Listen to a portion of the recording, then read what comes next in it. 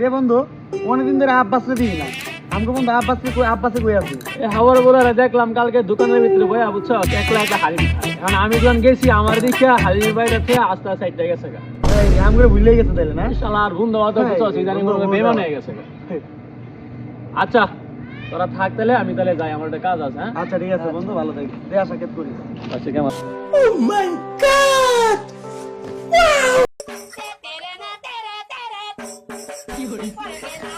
আয় চল বন্ধু চল আচ্ছা চল চল কিরে তোর না বাসে যাওয়ার কথা তুই বাসে যাস না গেলে কেন কি করতেছিস তুই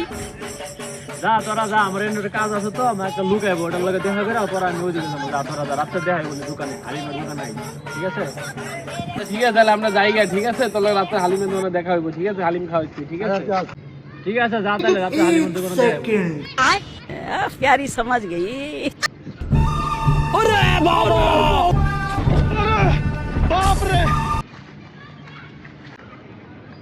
শালা ফকির মানে একটা খালি 5 টাকা মানে বন্ধু রাতে তো হালিমা দাওয়া দিলি আমার রাত্রে আরে না দাদা এটা আমার যে রাস্তার মধ্যে পাইছিলাম কাছে খালা দেখে গেছে 5 টাকা আছে এগুলো খাইতে না এগুলো রে এর লাগি দইনা পলাই আয় বস্ত তুমি খাও নাই হালিম খাওয়াই তো হইবই তোমার রে ভাইয়া হালিম খাওয়াই তো হইবই